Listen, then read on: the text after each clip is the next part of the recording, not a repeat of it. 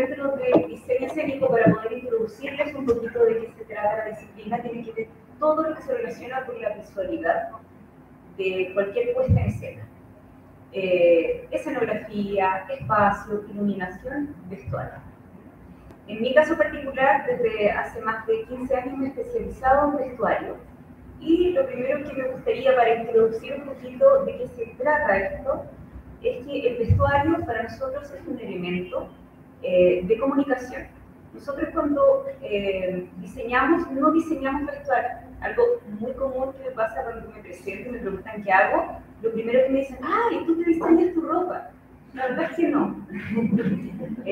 Nosotros no diseñamos ropa, no diseñamos prendas, nosotros diseñamos personajes.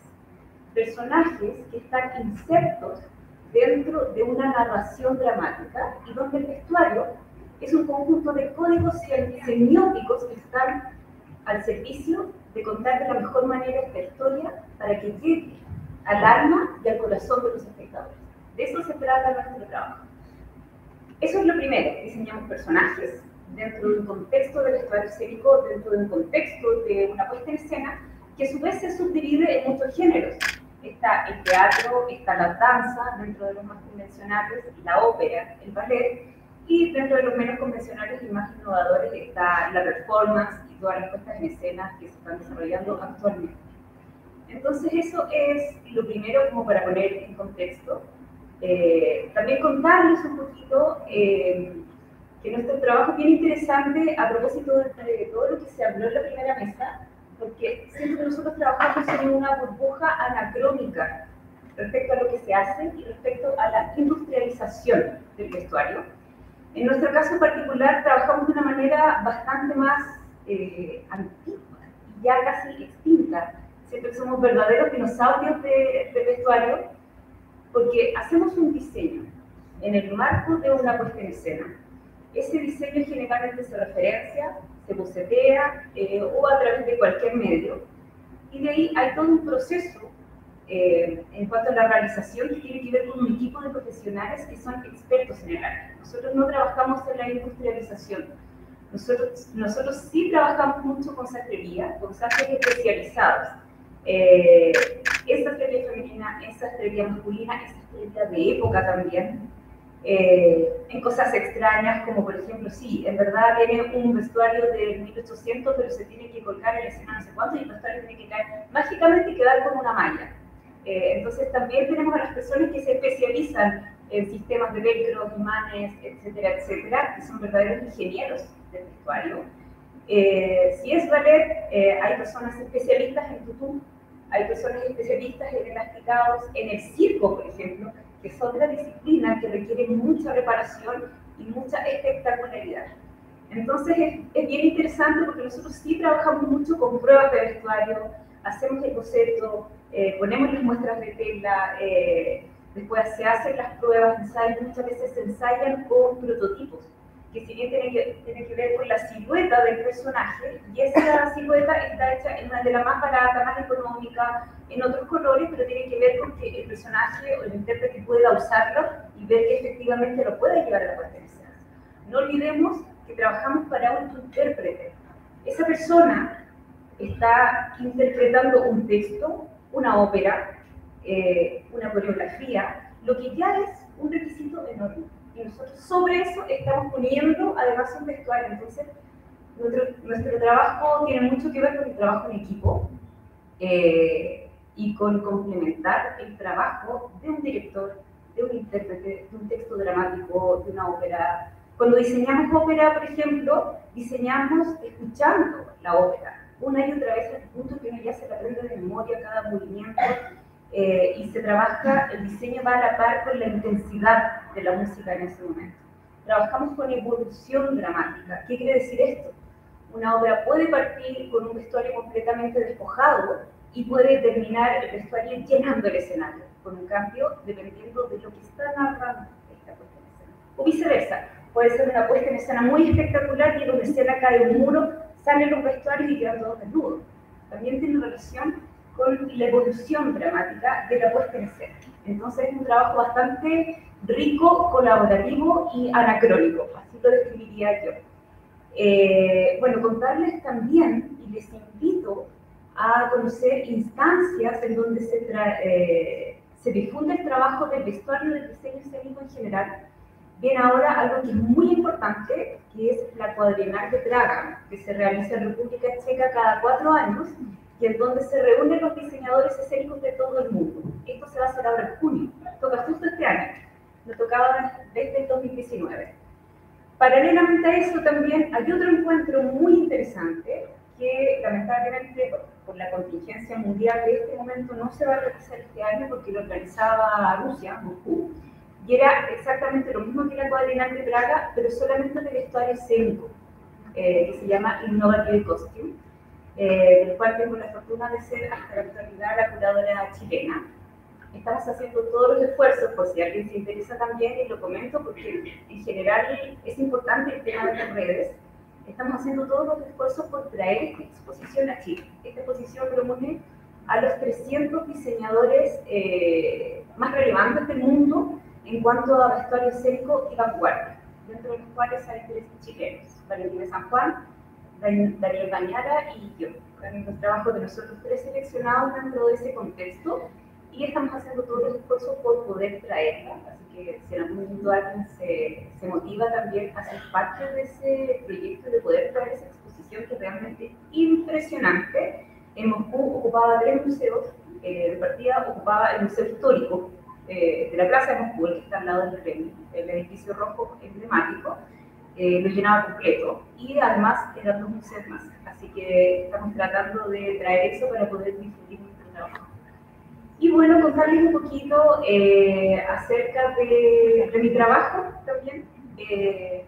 Yo trabajo como artista independiente, trabajo en diversos proyectos, especialmente de teatro, ópera. Actualmente estoy haciendo ópera y ballet en el Teatro Municipal, y eventos diversos respecto a la puesta en escena. También estoy a cargo del diseño de la ceremonia de clausura de los Juegos Panamericanos, que se van a realizar en octubre y noviembre. Y bueno, traje un poquito de mis trabajos para que podamos ver cuál es el proceso y cómo se trabaja en nuestro medio.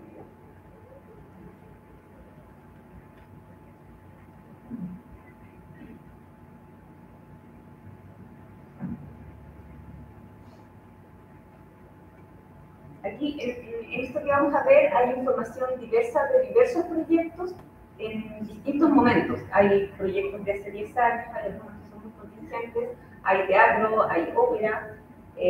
Acá, por ejemplo, ¿sí? ¿Puedo verlo yo? ¿No? Perfecto, avanza. Bueno, acá mostrarles un poquito el trabajo de bocetos, que tiene que ver más que hacer, como les comento, un diseño de prenda. Uno toma una prenda y eso lo contextualiza a la intensidad que puede tener este personaje en la puesta en escena. Acá este diseño es de agosto del año pasado para la Gata en el Tejado de Zinc Caliente, Teatro Municipal de Las Condes, donde deseamos, y en este caso yo ocupé fotografías de los mismos actores para trabajar con collage y poder trabajar con las acciones y con los cuerpos de ellos propiamente tal. Eso también es muy relevante. Nosotros trabajamos sobre un cuerpo de un intérprete específico. Ese intérprete tiene un punto de vista, a ese cuerpo le pasan cosas. Ese cuerpo muchas veces está tímido, ese cuerpo a veces le transpira, hay temas técnicos también. Un vestuario de teatro es un vestuario muy sudado, y uno los ve de lejos y son preciosos, de cerca tiene que tener una serie de requerimientos técnicos para la puesta en escena, que no se raje, que el cambio de vestuario sea fácil, entonces se ve precioso, pero yo lo estoy como un imán y pum, pum, pum, y sale, aparece, tiene 15 segundos para ese cambio. Los cambios de vestuario se coreografían con cronómetro, se ensayan muchas veces. Entonces es un vestuario que está al servicio no solamente de la narración, sino que también de lo práctico y de ese cuerpo que es único, a diferencia del vestuario de la moda, por ejemplo, que se vende para que él lo compre y lo pueda adaptar. Es súper importante que el intérprete comprenda ese vestuario que va a usar, ese personaje que va a construir en conjunto con la persona que le toca diseñar, para que lo pueda aprender. ¿Qué pasa? Si no lo hace, se va a ver desplazado.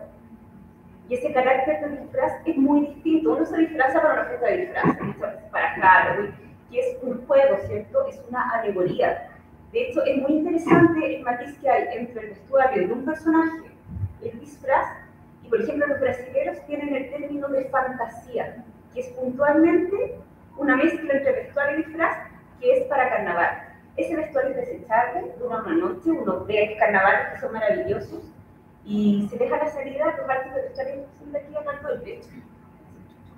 Papel, son técnicas hechas para brillar una noche y acabarse. Y esa metáfora también es muy linda, la fugacidad que tiene ese vestuario, se llama fantasía. Entonces también es muy interesante y muy importante que el intérprete entienda su vestuario y sepa llevar, sepa apropiarse de él para poder interpretar. Yo creo que eso es fundamental. ¿Vamos avanzando? Bueno, acá están los bocetos. Yo trabajé, claro, con una sesión de fotos que hicimos con los actores y eso lo integré. Acá, como es ficción, eso es otro elemento importante. Nosotros trabajamos para ficción, que no tiene nada que ver con la realidad de la calle. Entonces la ficción nos permite todo. Entrar en una convención con el público de que estamos en una época y de repente, ¡pum! No, estamos hoy día. Se acabó la contextualización de época, ahora es actual. Eso sucede y es súper interesante. En este caso, la ficción estaba todo filtrado por una paleta de lavandas y morados. La escenografía también, la iluminación también, que estaba a cargo de Ramón López.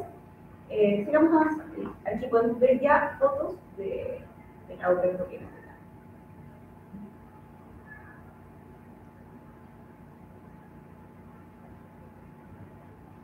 Acá, sí, vamos avanzando porque es harto material.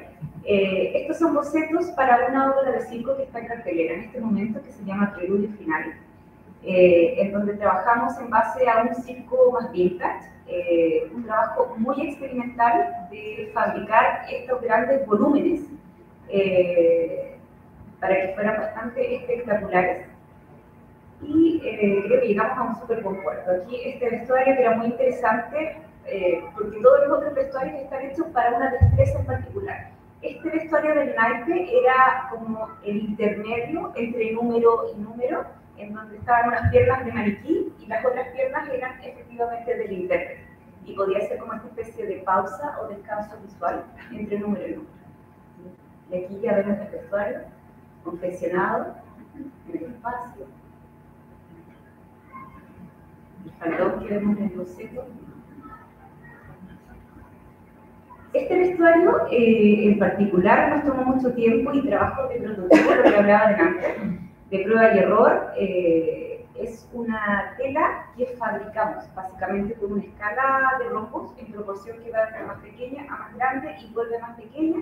Y la idea era precisamente que el intérprete pudiera desaparecer. Entonces él se agachaba y el vestuario bajaba con él al punto de desaparecer y ahí los niños enloquecían. Acá este diseño es otro género, musical. ¿Qué es el musical? Entra, foto, sale, entra, foto, sale. Lo mismo que va a pasar en los Juegos Panamericanos. Va a ser eso, carnaval, pum, foto, espectáculo, cambio de paleta de color, vamos a otra cosa. Ahora todas las siluetas son redondas, después son todas verticales. Tiene que ver con dinamismo y ritmos escénicos. La Reina de las Nieves fue un musical de la Municipalidad de Providencia que se hizo a fines del 2021. Y acá tenemos fotos de las sesiones de fotos. Esto es absolutamente fantasía, uno puede jugar con la convención, que los niños entran y ven a la reina, ven al ciervo, ven todo este mundo, paletas de colores, crear mundos, texturas, las flores, la bruja mala con las flores, la aurora boreal. Y acá, aquí, este es un trabajo que yo hice particularmente aparte de todo el trabajo de diseño para una obra escénica puntualmente, y se trató de una experimentación que yo tenía mucho rato ganas de hacer de materiales chilenos, y experimenté la volumetría del mimbre y del crin en el vestuario, y con esto hice unos videos performance. Y acá vamos avanzando rápidamente, esto es como un catálogo. Estos son los diseños que hice. Yo experimenté todo esto, funcionó, que era el gran enigma si este volumen funcionaba. Funcionó, Se hizo una exposición en el GAM y después este proyecto fue seleccionado para la Cuadrienal de Praga del 2015, donde hice un desfile en las calles de Praga, precisamente en el Puente Carlos, que es el lugar emblemático de las calles de Praga. Y este mismo proyecto es el que fue seleccionado para este encuentro mundial que les hablé de la historia de vanguardia.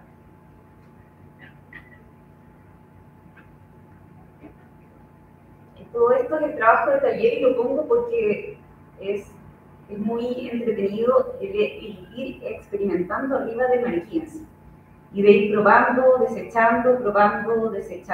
Nuestro trabajo es absolutamente artesanal y lento. A eso me refiero con que es anacrónico, con lo que se hace hoy. Acá, acá hay poquitos de desfile.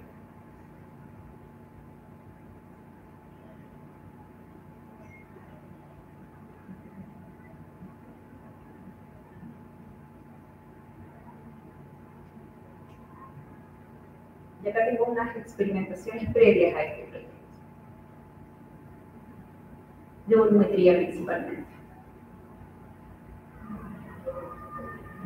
Este espectáculo es un vestuario que se hizo en 2019 para el Teatro Municipal, para el Pequeño Municipal, que era un vestuario medieval de Enrique que quería ser músico.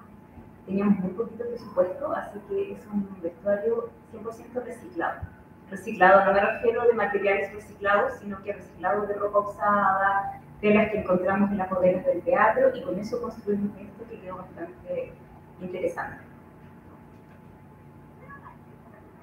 Y acá también tenemos una ópera que se hizo en el Teatro de Rancagua, también precisamente antes de la pandemia, y también es bastante vestuario reciclado. En este caso puntual, yo reciclé todo lo que pude para el coro, construí solamente los 4 vestuarios de solista, y una manera muy inteligente de contar la historia es a través de las paletas de colores. Entonces al pueblo básicamente lo metí a la tina. Y teñimos, y se confeccionaron los personajes principales por un tema de presupuesto. Hasta cuando tú me digas, porque lo importante es que vamos a seguir. No, por eso. Sí, ya, perfecto.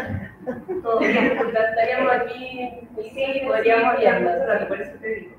Así que bueno, eso, comentarles un poquito de qué se trata nuestro trabajo, que es bastante distinto, entretenido, bonito.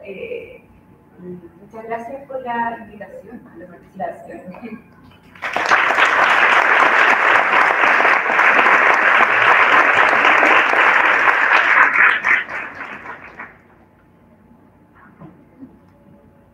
Sí, ahora voy a introducir a Alejandra.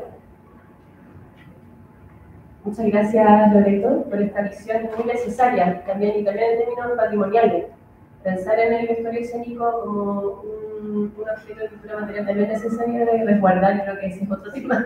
Sí, solamente el vestuario teatral está casi todo modelado en distintas bodegas y nadie se ha hecho cargo. Y está en crisis todavía, sí. Así que mucho por hacer en ese aspecto. María Alejandra es socióloga y es psicóloga y socióloga también, ¿no? Psicóloga, doctora en sociología, es académica de la Universidad Andrés Bello y hoy nos va a hablar sobre sociología y vestuario. Muchas gracias. Primero que nada, buenas tardes. Buenos días todavía. Agradecer la instancia, la invitación. Es relevante que soy psicóloga, no porque me importa mucho cómo me presenta, sino más bien porque es importante respecto de lo que voy a hablar. Trabajar en cuerpo o ropa desde las ciencias sociales es una cosa como totalmente atípica. El otro día un colega me dice en broma, nosotros investigamos cosas de verdad, no como tú. Sí. No me ofendió. No, tranquilo. Le respondí, no sé. Pero, entonces, pero el cuerpo es una cosa como muy olvidada dentro de las ciencias sociales. Hay varias como hipótesis al respecto. Una tiene que ver con esta distinción entre mente y cuerpo, ¿cierto? Donde la mente pareciera que es lo relevante, el cuerpo como lo secundario. La otra tiene que ver con la mente asociada a lo masculino, el cuerpo asociado a lo femenino, etc. Entonces, la ropa no ha sido un objeto de gran interés dentro de las ciencias sociales. Si consideramos que ya el cuerpo no es relevante, ya lo que se pone sobre el cuerpo ya termina de ser tremendamente accesorio y superficial. Entonces, a mi juicio, ¿por qué parte de esto no ha sido relevante? Tiene que ver con que la ropa nos es un evento al que estamos tan acostumbrados que tendemos a obviarlo. Hay un filósofo francés que tiene una frase que dice: el último que ve el agua es el pez. Yo creo que con la ropa nos ocurre algo similar. Estamos tan acostumbrados a estar vestidos que nos parece un fenómeno irrelevante. Y no por eso, pero no, eso no implica que no sea socialmente, sociológicamente y psíquicamente algo muy relevante. Entonces, ¿puedo pasar la primera pregunta es: ¿qué es tener un cuerpo vestido? Yo sé que para ustedes quizás esta pregunta sea bastante obvia, pero Javier dijo algo así como el cuerpo como algo abstracto. Einstein también tiene su libro, ¿cierto? Esta idea del cuerpo como el cuerpo desnudo. Las pocas conceptualizaciones que nosotros tenemos de ciencias sociales respecto del cuerpo es como que el cuerpo fuese una entidad que no se viste. Yo trabajo particularmente temas de gordura. Entonces, cuando uno revisa, por ejemplo, la literatura sobre alteración del cuerpo gordo, se trabaja temas sobre cómo alterarlo. La dieta, el ejercicio, la cirugía, etc. Es decir, como un objeto variable, pero además como un objeto desnudo en sí mismo, como que no tuviese relación con otros objetos. Entonces, las ciencias sociales, cuando han estudiado el cuerpo, en general, el punto que han tomado es el momento en que la gente se viste. ¿Sí? Entonces hay estudios sobre cómo es que la gente elige la ropa al momento de vestirse en la mañana, en su closet, o a lo más la ropa que compran. A mi juicio, eso no es casualidad. ¿Por qué? Porque es el momento en que la ropa se hace presente. ¿Sí? Como el momento evidente, el momento en que la mayoría estamos obligados a enfrentarnos a la situación de vestirnos. Entonces, es el momento en que se ha estudiado. Ahora, como ustedes imaginarán, reducir el problema de vestirse a ese momento en particular hace que termine siendo un tema bastante relevante. Y por otra parte, además de constituirlo como un tema irrelevante, desde las ciencias sociales se plantea únicamente como un problema identitario. Y esta es una idea que me gustaría trabajar un poco, porque la tenemos bastante aceptada, que es esta idea de que a través de la ropa nosotros construimos nuestra identidad. A mí me carga el concepto de identidad y les voy a explicar después por qué no me gusta. Porque, pero tiene algo de cierta la idea, que es que tiene que ver que con la ropa nosotros hacemos un montón de cosas. Entonces nosotros, por ejemplo, nos vestimos de un determinado género. Uno quiera, pero no se puede vestir de un determinado género. A partir del estudio que estamos haciendo, entrevistamos a una persona que se dedica a la sastrería y a hacer justamente patrones de ropa. En algún momento empieza a trabajar con género, con patrones para cuerpos no binarios. Y se da cuenta que en realidad no habían patrones, o sea que en realidad toda la ropa se podía hacer con patrones no binarios, porque los cuerpos de mujeres y de hombres eran considerablemente más similares de lo que él pensaba, ¿sí? Como cuerpo. Y que la diferencia de género se hacía principalmente a través de la ropa. El diseño de la ropa era una manera de marcar esto. Y marcamos una serie de cosas a través de la ropa que nosotros nos ponemos en la mañana, sin ninguna duda. ¿Cierto? Chile tiene una fascinación, por ejemplo, por el negro, tiene que ver con parte de nuestra cultura tremendamente homogeneizante, opaca, que no solamente es un carácter de la ropa, es un carácter cultural mucho más fuerte. Los colores también tienen que ver con la edad, ¿cierto? Después de cierta edad parece que los colores quedan como relegados, hacen ser un poco ridículos, ¿cierto? Y una serie de situaciones así. O sea, a través de la ropa nosotros también dibujamos cuáles son los escenarios a través de los cuales, hacia dónde vamos a ir, ¿sí? ¿Qué vamos a hacer ese día? Uno puede ver a alguien vestido en la mañana y sabe más o menos a dónde va ese día. Yo digo a los estudiantes, uno nunca ve una mujer vestida de novia de anillo en la mañana, ¿cierto? O sea, nadie sale vestido de novia en la mañana. Quizás, pero no lo vamos. Entonces, la pregunta que nosotros nos hicimos con esta muy escasa literatura y muy escasa preocupación por el tema fue: ¿por qué no hay cómo es vestir un cuerpo gordo? Esa era la gran pregunta. Y la pregunta nace, yo vengo estudiando la discriminación de la gordura desde el año 2015, porque en general esta es una discriminación que se ha pensado, como se piensa todas las ciencias sociales, desde el estigma. ¿Sí? Esta idea de que nosotros no nos gustan las personas gordas.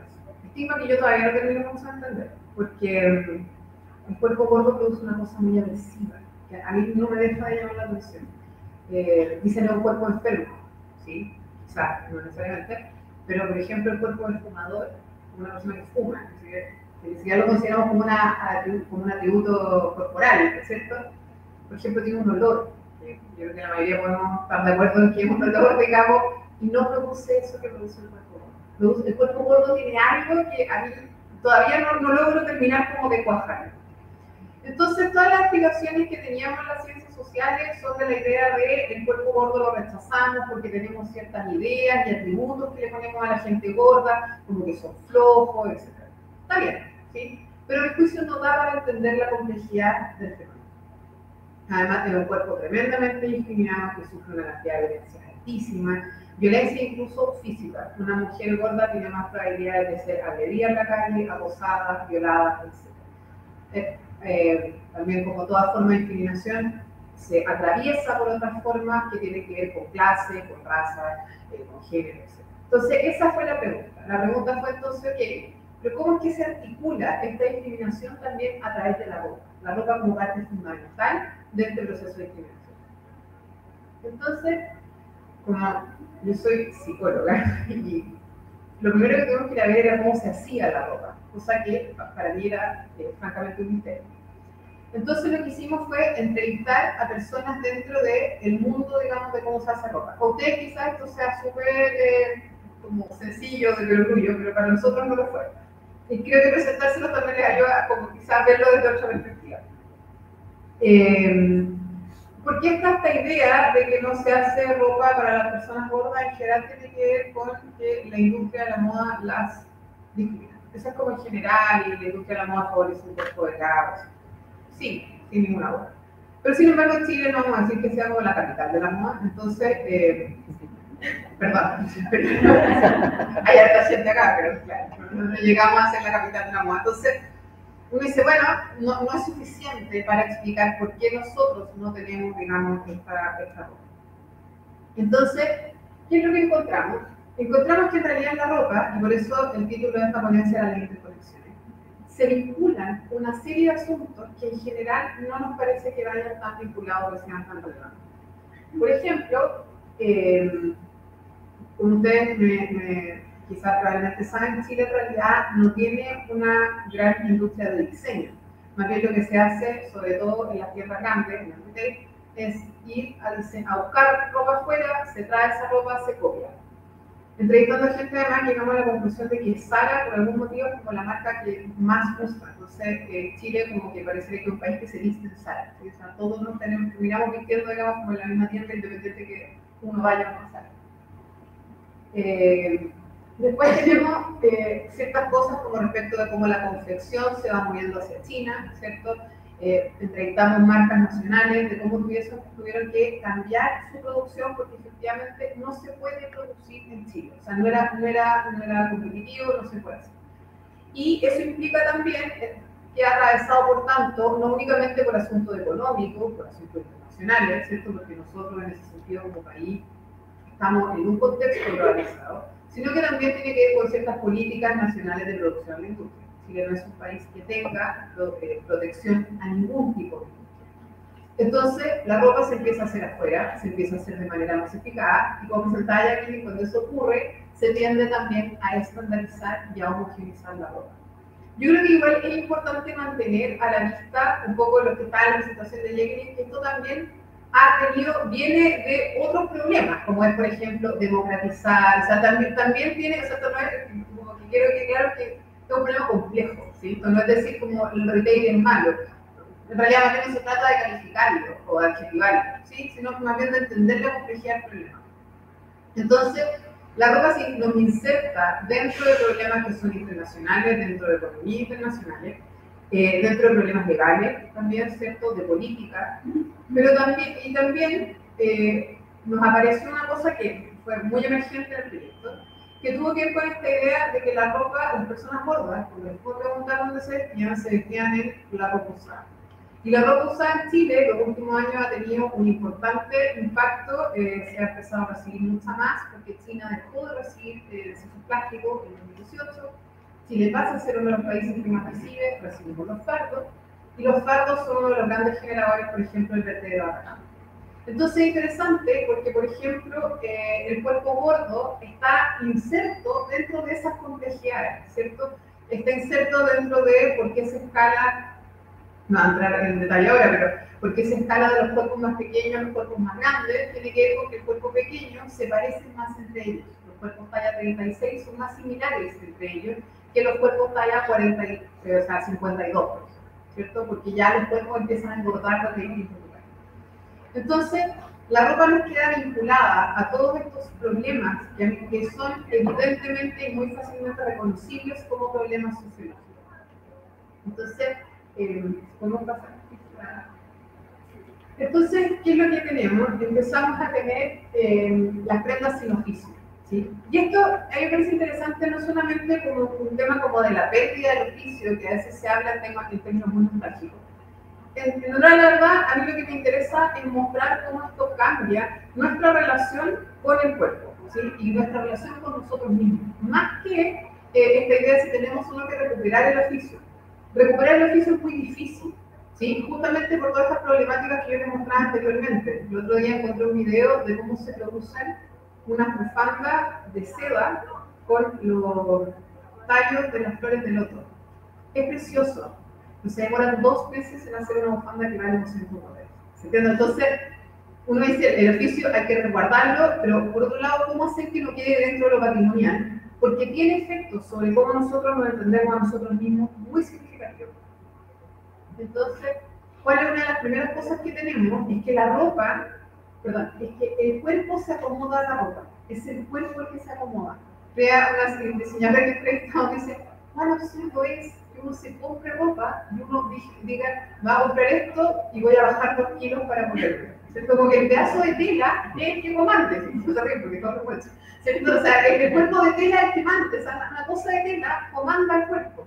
Pero por otro lado, la ropa tiene el problema, que es el único objeto de diseño que no tiene forma en sí mismo, requiere del cuerpo. ¿Se entiende? O sea, uno se pone una prenda y no a todos nos va a quedar igual, aunque pensemos y midamos lo mismo, la ropa no cae dentro de esa categoría. Entonces, tenemos por un lado la ropa sin cuerpo, porque esta ropa por la manera en que se produce en relación a procesos que tienen que ver con su producción. Una de las cosas que a mí más me ha impresionado, probablemente a ustedes no les impresionaría, es que la ropa se hace sin cuerpos. ¿Sí? Se trae ropa, se copia ropa, se hacen patrones. No hay cuerpos en ninguna parte casi del proceso, cosa que, si ustedes lo piensan, es muy rara. ¿Cómo tenemos ropa y no tenemos cuerpos con la ropa? Y tenemos cuerpos adaptándose a la ropa, pero tenemos una prenda que requiere un cuerpo. Entonces, arma un entramado que es tremendamente complejo, pero que tiene una característica que, a mi juicio, es tremendamente interesante. Que la ropa y el cuerpo se constituyen como objetos ajenos, como que fuesen de entidades total y absolutamente distintas, cuando en realidad son de existencia interdependiente. Nosotros no tenemos nuestro cuerpo hoy día sin ropa, no existe. Es un problema, vamos a pasar de hecho a la última lámina, un problema subjetivante, en el sentido de que nosotros somos en el mundo con ropa. Es más que identidad. ¿En qué sentido es más que identidad? Estamos obligados a vestirnos. ¿Sí? Somos en el mundo con ropa. No podemos no serlo. Hay una autora que dice algo así como es tan difícil vestirnos que es raro que encontremos el coraje para hacerlo todos los días. ¿Sí? La ropa es una manera de situarnos en el mundo porque existimos con cosas. Es lo que nos da forma a nuestro cuerpo, pero al darle forma a nuestro cuerpo nos da forma como sujetos psíquicos. Por ejemplo, como sujetos que nos adaptamos a un mundo o como sujetos que, por otra parte, podemos alterar el mundo. Con esto termino. Le contaba a Fernando, mi amiga que está ahí, en el verano yo fui Uruguay. Una de las cosas que me llamó la atención era que usaban mucho los pantalones abiertos. O sea, usaban solo el botón, no era mucho más sin polera también, cuando hace mucho calor. Me llamó la atención que eran alteraciones tan mínimas respecto de la ropa. En Chile en general no. Yo no sé si yo he visto a alguien con un pantalón o con un botón del pantalón desabrochado, pero se consideraría, digamos así, no, sí, una madre saldría a retar a mi no, déjase.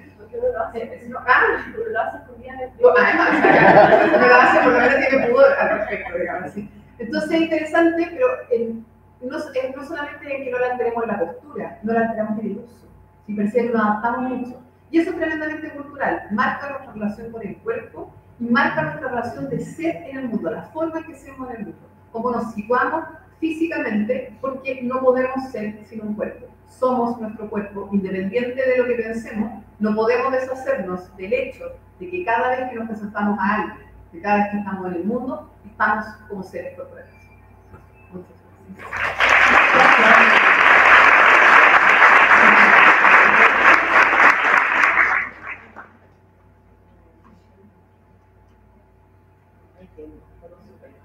Muchas gracias. Creo que se han relacionado muy bien estos temas, ¿no es cierto? Pensando que en el teatro, en estos colectivos, creo que uno también hace un performance, ¿no es cierto?, constante en la calle. Creo que así se unen esas dos temáticas también. Vamos a terminar con Sofía Calvo. Bueno, no es necesario presentarla. También fundadora de Quinta Trends, periodista, autora, y ahora full metida, ¿no es cierto?, con este gran tema que también nos convoca, que tiene que ver con la moda y la justicia climática. Así que muchas gracias. Voy a ir con presentación de que lo voy pasando. Ya. Hola, muchas gracias por esta invitación.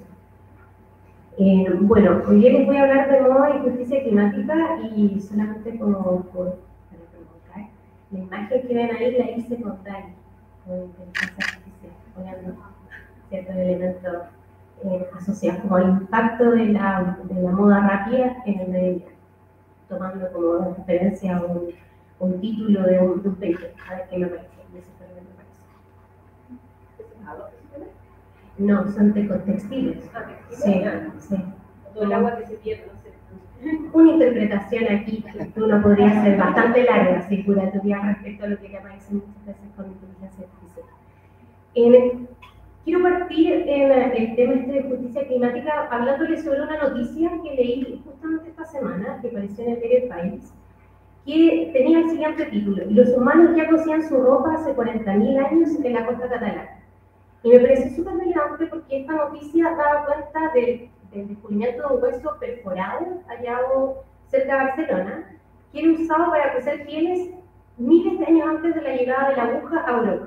Entonces, eso hacía referencia a que hace 39.000 años hacía mucho frío en Europa, y los icebergs bajaban hasta la costa portuguesa y casi toda la península ibérica. Era una estepa siberiana donde vivían mamuts en la nubes. Y esas condiciones inclementes del frío obligaban al grupo humano que vivía en ese momento a confeccionar ropa ajustada para abrigarse. Entonces, la nota decía: la manufactura de ropa a medida debió de ser fundamental para la supervivencia de la gente del Paleolítico que vivía en ambientes de clima frío. ¿Qué tiene que ver esto, ustedes dirán, con el tema de la justicia climática? Que el clima siempre ha determinado la forma en que nosotros nos hemos vestido. O sea, como recogiendo lo que estamos conversando acá, es imposible no poder no vestirnos, porque nuestros cuerpos requieren vestirse en función de las condiciones del clima, y para habitar el mundo requerimos vestir. Esa correlación entre el cuerpo, el clima y la ropa se ha visto destruida de alguna forma por la evolución del sistema moda a fines del siglo XVIII y también a mediados del siglo XIX, y su explosión en el siglo XX, o sea, en la década del 20 y 30 del siglo XX. Porque el clima, que era la guía en el fondo para la creación de las temporadas, se empezó a relativizar por las formas de producción asociadas a esta llamada moda rápida, que de alguna manera lo que hizo fue producir una desconexión entre estos cuerpos, recogiendo lo que acabamos de revisar, y al mismo tiempo esta relación del vestir y el clima, y el habitar en un mundo con determinadas características. Y eso ha traído como consecuencia, obviamente, un proceso que lo hemos visto reflejado, por ejemplo, en el caso de Chile, con los vertederos ilegales, o que se han producido, clandestinos que se han producido en el norte, generando en el fondo una zona de sacrificio de la moda a propósito justamente de esta desconexión entre el proceso, el sistema moda o las formas de producir en relación a un clima, a un contexto y en relación, por supuesto, a determinados productos. Lo que estamos viendo también en este sentido es que estamos siendo presos de una circunstancia determinada por una emergencia climática que está poniendo en riesgo nuestra supervivencia y que de alguna forma nos está diciendo que si seguimos desconectados de esta forma, lo que vamos a lograr es que no tengamos espacios para poder habitar, para poder vestirnos y por supuesto para poder vivir. Y frente a eso, me gustaría como hacer un pequeño alto y explicarle un poco qué es el famoso calentamiento global, porque cuando nosotros hablamos muchas veces de cambio climático, emergencia climática, calentamiento global, se da muy por asumido que todo el mundo entiende de lo que se está hablando. Y les quise mostrar acá una especie de infografía que pusimos en el último libro que se llama Cambiar el Verbo, cuya fuente es Climate Reality Project, que es una fundación que la creó el ex vicepresidente de Estados Unidos, Al Gore, que es uno de los grandes, digamos, defensores del clima o activistas del clima, y que yo tuve la posibilidad de hacer un entrenamiento en esta fundación y cuya explicación dije, por fin entendí de lo que estamos hablando. Y en términos súper sencillos, lo voy a poner y voy a también hacer una metáfora con el tema de la ropa, justamente en función de esto. La actividad, normalmente, en el mundo, digamos, va entrando la radiación solar, y la radiación solar, en el fondo, llega al planeta y nosotros la vemos, la percibimos a través del calor, y regresa, rebota en el planeta y vuelve al espacio. ¿Bien? El problema pasa que siempre han habido estos gases de efecto invernadero, es decir, esta como pequeña, como manto que cubre la Tierra, digamos, y que hace que de alguna manera hace que los rayos del sol salgan, pero no de una manera precipitada. El problema es que estos gases de efecto invernadero, que normalmente estaban en una proporción muy pequeña, por lo tanto es como si nos pusiéramos una ropa muy delgadita de verano, permite que salga el calor, de algodón por supuesto, y permite que salga el calor, hace que con la actividad humana generada justamente por estos procesos vertiginosos de industrialización, ha logrado que esta capa que era muy delgadita se empiece a engrosar. Entonces, a la Tierra le hemos puesto un chaleco, así, pero más que chaleco chilote, lo más grueso que se puedan imaginar y abrigado. El problema es que cuando ustedes se ponen un chaleco muy abrigado, ¿qué pasa con el calor del cuerpo? Uno empieza a respirar, ¿no es cierto? Porque no puede salir. Lo mismo está pasando con la Tierra. El calor de la generación de la actividad humana y al mismo tiempo la radiación solar que llega se queda atrapada en la Tierra. Y ese proceso que se queda atrapado producto de estos gases de efecto invernadero que se empezaron a engrosar y que se constituyen con este gran chaleco, hacen que la Tierra se caliente y genera lo que llamamos el calentamiento global. Y el problema del calentamiento global es que ha acelerado el cambio climático que tradicionalmente ha ocurrido en la historia de la humanidad. El clima en la humanidad ha cambiado de manera lenta en distintos momentos de la historia humana. Sin embargo, la velocidad con lo que está cambiando el clima a la fecha es vertiginosa y absolutamente salvaje e imparable.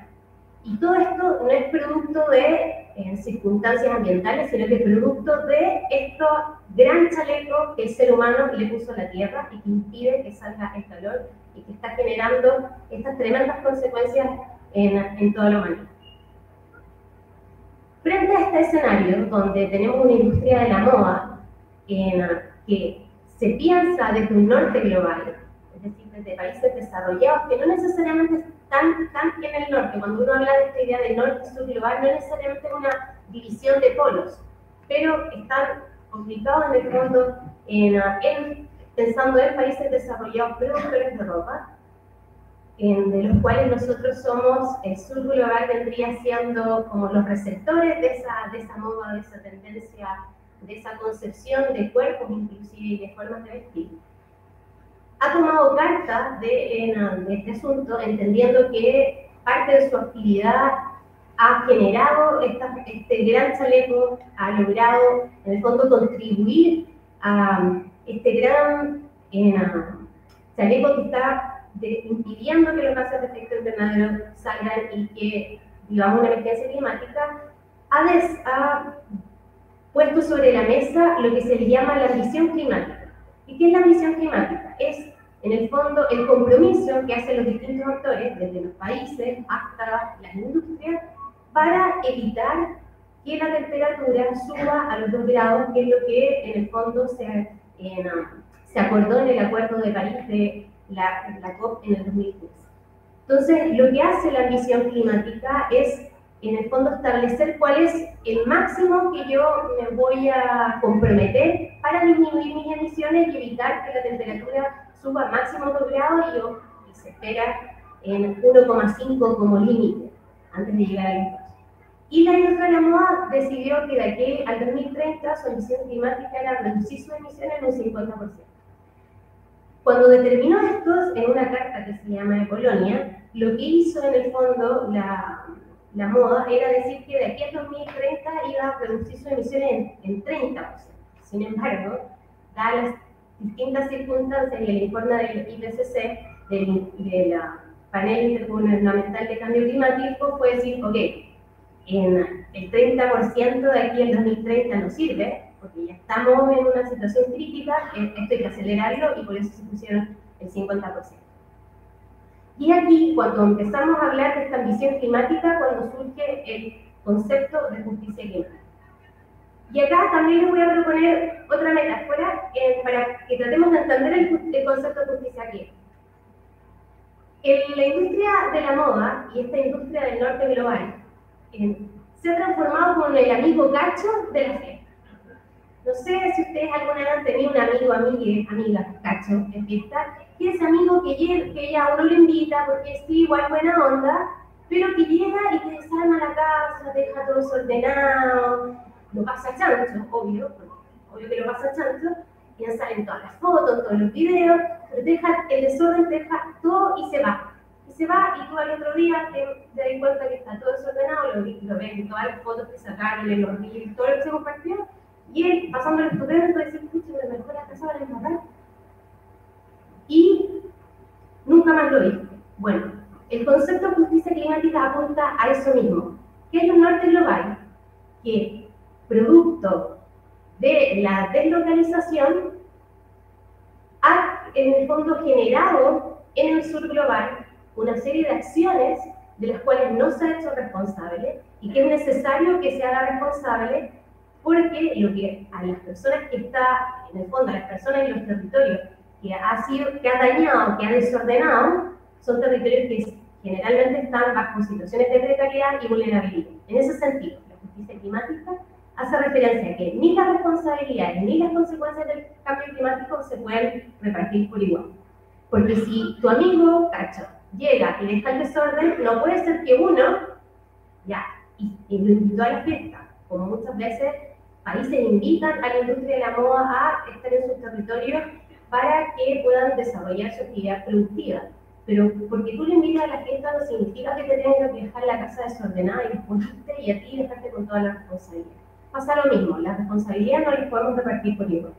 Y en ese sentido, la justicia climática nos habla de que hay una responsabilidad histórica de la cual hay que comprometerse. Y entender que esa responsabilidad histórica está determinada porque el proceso de deslocalización y la moda, en definitiva, llevó a países que les entregaban determinadas ventajas, sobre todo en términos de manufactura, de condiciones laborales, de marcos regulatorios muy laxos para poder desarrollarse y poder, en el fondo, trabajar en sus productos a un muy bajo precio para poder llegar a los mercados finales, que son como los mercados de Latinoamérica y el mundo, a bajo precio, y esa responsabilidad histórica no la puede ignorar. Al mismo tiempo nos permite identificar a los principales afectados, entendiendo que tenemos este norte global, que es donde están las principales capitales de la moda, donde uno la moda es sinónimo de glamour, sofisticación, etc. Sin embargo, en el sur global vemos las consecuencias, como les vimos la estamos viendo en los vertederos ilegales en el norte del país, en zonas de sacrificio aquí en Chile, pero también en Ghana, en Nigeria, en África. También estamos viendo la vulnerabilidad que están sufriendo, por ejemplo, países como Pakistán, que producto de las consecuencias de esta emergencia climática y de las nuevas condiciones que hay del clima, han tenido desastres naturales como lluvia, que han inundado, por ejemplo, las cosechas de algodón, considerando que Pakistán es el quinto productor de algodón en el mundo. Por otro lado, también tenemos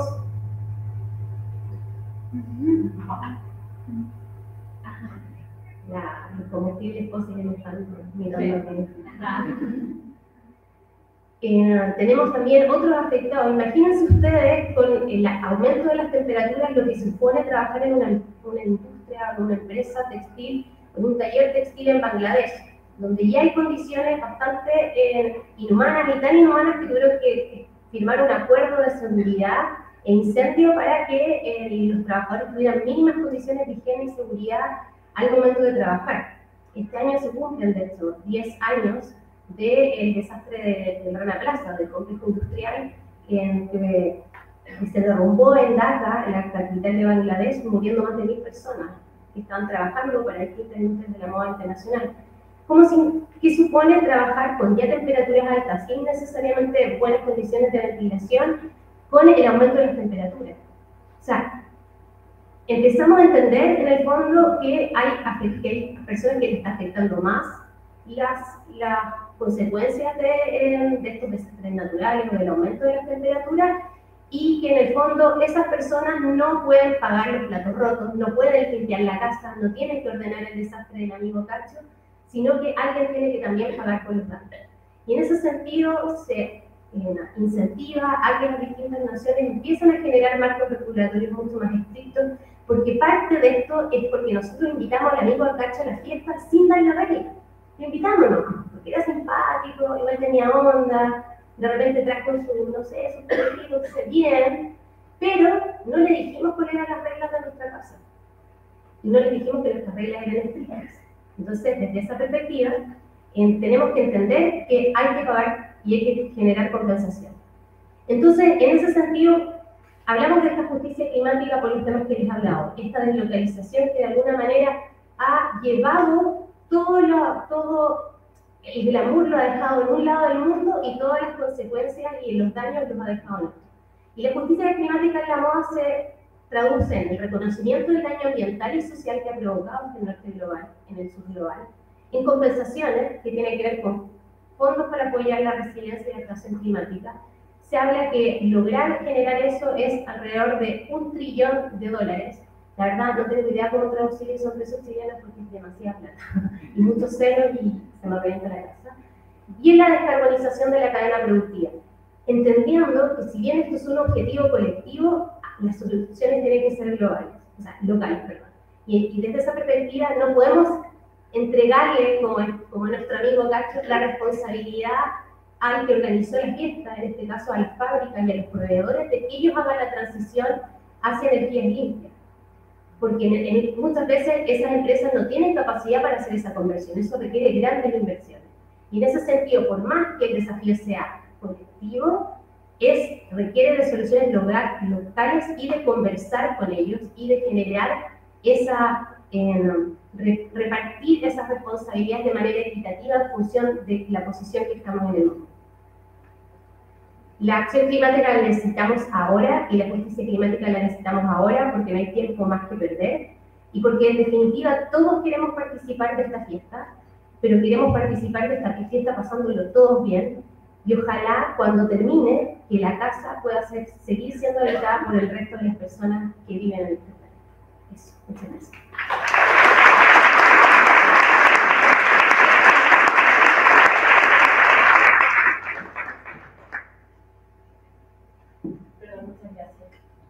Tenemos hasta las 2:30 para hacer preguntas, hacer un diálogo, y luego vamos a hacer este pequeño lanzamiento. Creo que ya todos sus catálogos individuales. Así que, buenísimo. Buenas tardes a todas, a todos, a todos. Gracias, Emilia, por la presentación y también por organizar esta jornada que, como notarán, nos remite no solo a pensar la relación de la moda con el pasado, como veremos en la mesa 1, sino también la moda con el presente y, por qué no, con lo que terminó Sofía, ¿no? De la posibilidad de crear futuro.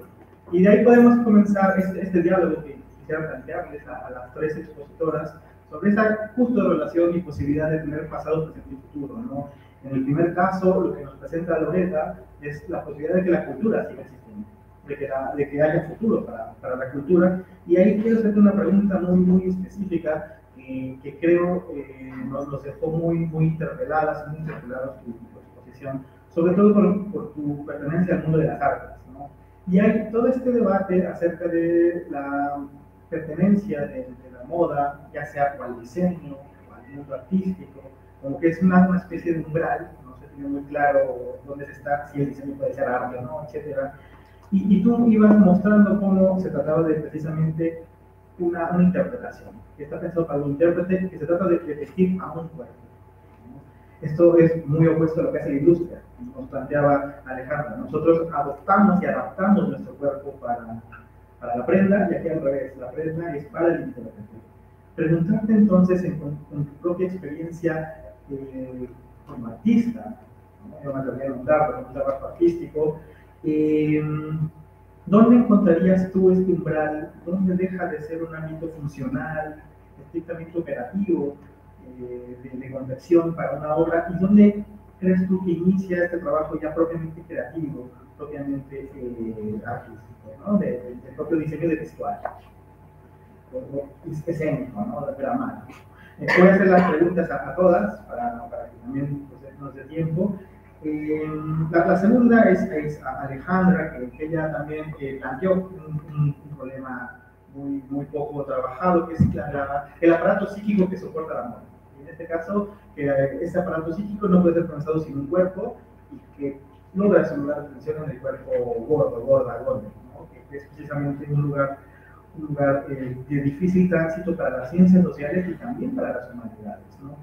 Y ahí yo quiero, digamos, hacer una especie como de acotación y de preguntarle a Alejandra sobre cómo esta norma corporal, ¿no? Que tú planteaste muy bien. Los cuerpos ahora se adaptan, ¿no? Cuando señalabas que en la sociedad chilena, Zara es como la tienda. Yo quisiera que algo de Zara me quedara.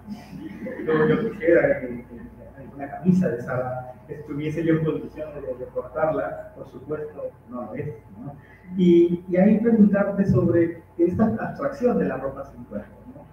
Que quizá lo que no está como explicitado es que hay una transformación muy radical de la figura del sastre, del modista que se preparaba para un cuerpo, ¿no? Y cómo se confeccionaba, se hacía ropa del siglo XIX, y con lo que en ese momento era un capitalismo industrial, que quizá hoy día estamos frente a un capitalismo cosmético, un capitalismo sin cuerpos, un capitalismo donde la abstracción es lo importante, es decir, cada vez más dejar de ser materia. De ahí la importancia del metaverso, las inteligencias artificiales, es decir, aunque pensamos sin cuerpo, el cuerpo sigue siendo explotado, sigue siendo lugar de colonialidad y al mismo tiempo lugar donde las heridas psíquicas permanecen, ¿no? ¿Cómo verías tú esta especie de descapitalización y descorporalización, ¿no? Que se está dando en estos días? Y por último, perdón si me fui muy rápido, pero tenemos poquito tiempo, lo que plantea Sofía es básicamente quizá el gran dilema, ¿no? El gran problema que nos compete hoy día para la posibilidad de tener futuro, ¿no? Cuando escuchaba a Sofía, evidentemente, o mejor dicho, empecé a recordar un concepto paralelo al de justicia climática, que es el de justicia intergeneracional. Es decir, cuál es el legado que vamos a dejar a nuestras nietas, nietos, si es que todavía podemos hablar de posibles generaciones, y qué tanta justicia tenemos, no con los que se han ido, pienso en el pasado, sino los que están por llegar, las que están por llegar, y que parece que ahí como que el presente nos difumina, ¿no? la visión, ¿no? Del futuro. Y creo que lo importante aquí, o una de las cuestiones importantes, es cómo nombrar estos fenómenos, ¿no? yo siempre he tenido muchos reparos con la noción de sustentabilidad. Me parece que es por momentos el amigo cacho realmente, porque seguimos invitando a pesar de que sigue destruyendo la casa, y que la sustentabilidad es como darle al amigo cacho la siguiente visita sin reparación todavía del daño, y que quizá por qué no empezar a nombrarlo como crisis climática, y que quizá lo que está en el fondo del juego es precisamente la nueva forma de colonialismo que se tiene hoy día. Así como no podemos pensar la industria del algodón sin el colonialismo esclavo, y la práctica de la esclavitud que se creó en el siglo XVIII y XIX, creo yo que hoy día el colonialismo, pero no nos atrevemos a nombrarlo así, pasa justo porque el sur global es ese cuerpo explotado para que el norte global no exista. Entonces, preguntarte un poco, ¿no? Sobre este amigo cacho, que creo que es importantísimo. ¿Cómo verías tú esta posibilidad de entender que estamos frente a nuevas formas de esclavitud y que el efecto ahora no son nuestros propios cuerpos solamente, sino también el espacio donde habitamos, que es el mundo? Adelante, Loreto. Sí. Gracias por tu pregunta. Creo que toca un punto esencial del proceso de poner una prenda, como lo dije en un momento, como un código semiótico. Esta prenda pasa a ser una obra de arte cuando está al servicio de poner una idea, un concepto, llamar a la reflexión acerca de un texto dramático o de lo que se está poniendo en escena. Para ser mucho más concreta, por ejemplo, imaginémonos esta chaqueta, una chaqueta de ropa usada, me encanta la ropa usada, además, una chaqueta ropa usada 2023, Santiago, Plaza de Armas, ¿cierto? La vemos, se me podría quedar en una silla, alguien va a decir, oh, se quedó una chaqueta, ¿de quién será? Podría ser de cualquiera de nosotros, ¿cierto? Es muy distinto esta chaqueta aquí, que si tenemos una puesta en escena de la Madame Butterfly, en la escena donde se hace el harakiri, va a morir, y antes de morir se pone esta chaqueta. Ella está con su kimono, va a morir, y se pone esta chaqueta. ¿Qué nos dice esa chaqueta en ese momento? La Madame Butterfly no solamente ocurrió en la ficción hace mucho tiempo en una cultura oriental, sino que también puede suceder acá en Chile, 2023, en Santiago, con una chaqueta de ropa usada, porque podría ser cualquiera de nosotras, y apela a la violencia económica de los hombres hacia las mujeres, donde ella se hace el harakiri, porque básicamente el papá de su hijo se lo quita, porque tiene un poder adquisitivo que ella no tiene. Y es ahí cuando esa prenda adquiere un rol muy importante, porque está contando esa historia, contextualizando, y no tiene que ver con el virtuosismo de la prenda, independiente de que muchas veces trabajemos en torno a que los trajes se vean preciosos, tiene que ver con qué es lo que yo estoy diciendo, a poner los personajes de época o a poner los personajes hoy en día, o bien jugar al sincretismo, que también es algo que sucede mucho. Y yo creo que en ese punto, cuando esa prenda adquiere un discurso, plasma una idea política, social, diversa, es cuando precisamente empieza a ser una pieza de arte, porque está creando un discurso sociocultural y artístico.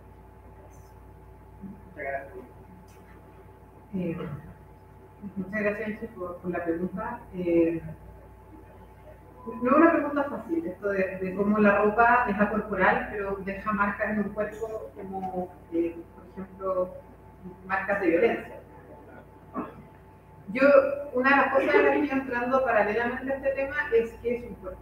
Yo creo que es una pregunta que nos hacemos muy poco.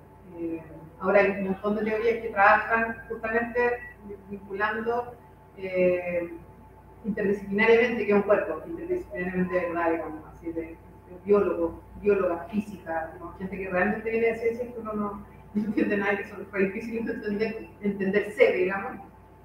Pero una de las preguntas que uno se puede empezar a hacer, por ejemplo, es cuál es el límite del cuerpo.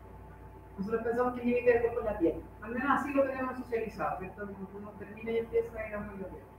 Pero sin embargo, el oxígeno cuando inhalamos, ¿en qué momento pasa a ser del cuerpo? ¿En qué momento deja de ser del cuerpo? El límite del cuerpo es problemático, es mucho más problemático de lo que nosotros creemos. Y yo creo que la ropa, aparte de lo que hace, es eso, es parte de cómo delimitamos nuestro cuerpo. Entonces no es solamente como la herida sobre el cuerpo, la violencia sobre el cuerpo, sino que más bien constituye en sí mismo un cuerpo violentado. Es parte de esa violencia. Y la otra relación política, un poco a propósito de lo que tú dijiste, de este tema del capitalismo cosmético, otro de los temas a los cuales yo creo que le hemos prestado poca atención es a la estética. En algún momento lo conversamos, de esta idea de un colonialismo estético. Esto de que nosotros traemos ropa a otro lugar y nos vestimos en un Zara modificado, yo tampoco me cae mucho la ropa Zara, creo que nos vestimos en tiendas inspiradas, si quieren, en Zara. Una de las cosas que tiene también es que nos vestimos como países, nos vestimos un poco como se visten en el norte. Entonces, es otra manera de hacernos, digamos, iguales y en ese sentido también tiene una cosa muy colonialista, que además cuando es estética, como nos parece secundaria, también nos parece súper difícil de identificar. ¿Sí? Entonces, algo que también nos pasa, digamos, de manera mucho más desapercibida.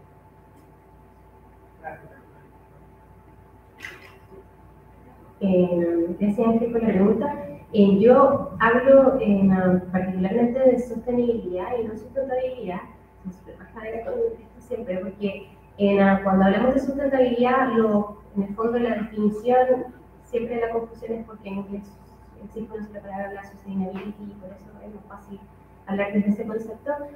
Cuando uno habla de sustentabilidad, generalmente lo remite solamente a lo ámbito ambiental, que así es la definición en el fondo, pero la sostenibilidad abarca una dimensión económica, social y medioambiental, y a mí la dimensión social que en Latinoamérica creo que nos cuesta mucho verla, de la industria de la moda. Creo que la negamos justamente por un punto, y ahí lo que tú me dices, con estos nuevos colonialismos. Esta idea de que la moda de alguna manera, y justo la semana pasada escribí en Quinta 3 sobre el tema, sobre estos nuevos colonialismos de la moda que van, por un lado, desde lo ambiental, es decir, este norte global que lleva su basura hacia el sur global, pero también lleva sus modos de producción sucios hacia el sur global, contaminando las aguas dulces escasas que hay en el mundo. La moda es responsable del 20% de la contaminación de las aguas industriales, de 4 al 10% se habla de las emisiones de carbono del mundo corresponden a la industria de la moda. Entonces, lleva su basura, lleva sus procesos contaminantes, su huella química, porque eso es algo tampoco que, bueno, podríamos hablar largas horas del impacto químico de la moda, que es algo que no se ha estudiado, no se ha levantado mucha información. Recién la Unión Europea está empezando a levantar datos de esto. Pero también tenemos este otro colonialismo que es un poco tomando lo que dice Alejandra, el colonialismo estético, el colonialismo de los referentes hegemónicos de belleza, la forma también de tratar a los pueblos indígenas a través del uso y la apropiación cultural indebida de los oficios, llevándola al norte global de forma descontextualizada, etc. Entonces, sin duda, en este contexto de justicia climática, uno ve estos colonialismos muy presentes. De hecho, en la moda también se habla de colonialismo ambiental, bueno, dentro de la jerga, digamos, ambientalista, se habla del colonialismo ambiental, y la justicia climática vendría de alguna forma a visibilizar estos colonialismos y a poner por un lado las responsabilidades, pero no solo las responsabilidades presentes, sino que las responsabilidades históricas. Y está también los modos de producción, porque la industria de la moda es una industria que se cimienta en una industria que está manchada con sangre. O sea, la producción de algodón partió con la esclavitud, o sea, los trabajadores de la industria de algodón eran esclavos. Entonces, ese ADN, esa forma constitutiva de hacer industria, ese modelo de negocio en el fondo que está manchado en sangre, creo que de alguna manera ha ido mutando y se ha ido controlando producto de marcos regulatorios, pero se mantiene como en la esencia del ADN. Y eso hace también que se generen estas relaciones como subordinadas, que no solamente se expresan en modelos de negocio y en estas contaminaciones, sino que también, ahí me agarro de lo que dice Alejandra, sino que también en cómo se expresa, cómo las posibilidades que tienen determinadas personas de expresarse o de vestir sus cuerpos de determinadas maneras, incluso descontextualizadas de su contexto y su clima. De hecho, una de las formas de colonialismo también es cómo la moda lleva, por ejemplo, el invierno a países donde no existe. O sea, yo tenía la suerte de estar en Tailandia y yo me sorprendía entrando, no sé, a los malls de Tailandia, que es como entrar a la Antártida, debo decir, y veía colecciones de marca bien chaquetones y decía, mi pregunta era como, ¿en qué momento se lo compra? Cuando entran al mall, que realmente hace mucho frío, o cuando viajan, pero ¿quiénes viajan? O en su casa le ponen el aire acondicionado todo el santo calor. ¿Quién puede usar esto? O sea, aquí no hacen esas condiciones nunca, a lo largo de todo el año. Entonces, también eso, es muy heavy, cuando uno se empieza a dar cuenta de todas estas formas que hemos normalizado y que las hemos interiorizado, y yo creo que la justicia climática nos permite observar esto y también exigir, no solamente identificar los responsables, sino que exigir las compensaciones y descolonizar. Creo que es algo que tenemos que hacer desde el tiempo. Gracias. Muchas gracias. Creo que como en la mesa anterior no tuvimos tiempo para escuchar al público, creo que podríamos, sí, creo que podríamos hacer ese espacio en unos 10 minutitos. Creo que es importante saber lo que piensan todas estas personas. Y luego pasamos va a ser una breve conversación en torno al catálogo, que ya se están cansados y tienen hambre, pero espero escucharlos a ustedes, que ustedes ven. ¿Alguien tiene preguntas? Tienes que preguntar para el micrófono. Sí. ¿Alguien tiene una pregunta? ¿Aló? Sí. ¿No, nadie? Vamos, ¿no? ¿Sí? ¿Se escucha el micrófono? ¿No se escucha? No se escucha. ¿No se escucha? ¿Aló, aló? ¿Aló? Si tú quieres puedes estar fijo con ese micrófono y luego...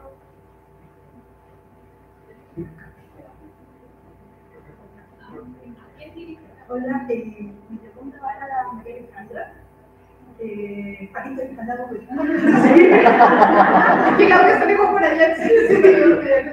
en un momento de tu exposición hablaste sobre el tema del intento de identidad y por qué no te parecía tan como atingente quizás el tema de la identidad. ¿Me gustaría saber un poco más de eso? Quedar como con la duda. Es como parte de mi obsesión teórica, pero tampoco, esa no era la idea. Pero la identidad tiene que ver con esta idea como más psicológica. Entonces, como que fuese un tema... tiene dos problemas, mi juicio, el concepto. O sea, el uno muy grande, que tiene que ver con esta idea, el concepto de identidad viene de aquello que es idéntico, ¿cierto? Uno tiene una identidad cuando es idéntica, algo es idéntico a sí mismo a través del tiempo, ¿sí? No hay nada menos idéntico a uno que, o sea, mantenernos como seres idénticos es un trabajo constante, ¿sí? Lo hacemos a través de muchas cosas, por ejemplo el nombre, ¿sí? Es fundamental mantener el mismo nombre a través de la vida, uno puede cambiárselo una vez, o sea, si me entendí, no es como que uno se puede cambiar el nombre todos los días, el look, ¿sí? Pero la ropa también es parte, digamos, de mantener cómo uno hace un esfuerzo constante por mantenerse idéntico a sí mismo, pese a que si uno mira una foto de uno probablemente de 2 años atrás, uno no se parece mucho, 10, ya que sí, entonces la identidad, a mi juicio, me parece en ese sentido que es algo subjetivante, en el sentido de que es algo a lo cual estamos obligados a estar constantemente haciendo. No lo logramos, es un problema. Entonces somos más bien sujetos, en el sentido de que estamos sujetados a ese problema. Y en resolver ese problema es donde nosotros nos constituimos. Pero ese problema, resolver eso, no es solamente un tema de voluntarismo, porque inserta dentro de toda esta lógica. O sea, la noción de sujeto, de subjetividad, por eso es muy amajada la discusión quizás, digamos, permite entender todo eso, ¿me entendieron? Permite entender que no es únicamente que yo me visto y expreso mi identidad a través de... La identidad no es un problema tan sencillo, es un trabajo importante. Y una de las cosas que les digo a los estudiantes de clase, si el tema de género fuera tan fácil, bastaría con que con tu nombre tú lo tengas resuelto, te designaron el género femenino, y vamos, se acabó el problema. Y no obstante, es algo en lo que nosotros hacemos cotidianamente, vestirnos como mujeres, hablar como mujeres, hacer gestos, como distintos tipos de mujeres también, como distintos tipos de feminidad a lo largo de la vida también. Uno no es un mismo tipo de feminidad toda su vida tampoco. ¿Me entendí? Entonces, estamos obligados a resolvernos a nosotros mismos, a resolver nuestra existencia en un entramado tremendamente complejo, y dentro de eso nosotros hacemos ciertas cosas, pero hay cosas que también hacen cosas por nosotros. La ropa hace cosas por nosotros. No somos los únicos que lo usamos, la ropa también lo usa. Entonces, el tema de identidad, a mi juicio, reduce el problema mucho, a una cuestión que es mucho más compleja. Creo que parte de por qué no se ha abordado, porque se ha abordado con un concepto, digamos, tan reducido.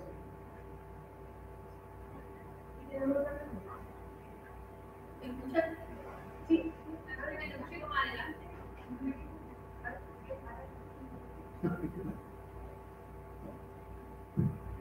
Mi pregunta principalmente no se va directamente a esta mesa, sino como a la zona concreta. Y algo que me surge principalmente a partir de lo que acabas de decir de esto de la justicia climática. Y es que siento que la moda no se ha visto desde el ámbito pedagógico. Aún siento que me queda mucho a poco que todos estos contenidos solamente se vean en nichos súper reducidos como este, que son nutritivos, pero no salen de aquí. Entonces me hace mucho ruido que no exista siempre esta conexión a cómo proyectar esto a los demás, porque no existe una pedagogía de la moda, una didáctica de la moda. ¿Cómo hacemos que la gente fuera reconozca, por ejemplo, la justicia ambiental? ¿Cómo hacemos que la gente fuera entienda el valor, por ejemplo, de la identidad, de como otros conceptos que me han hablado hoy?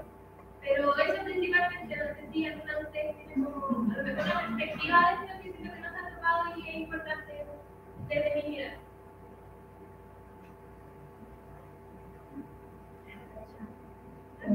Ya, voy a tomar la foto porque solo porque me enamoré al principio.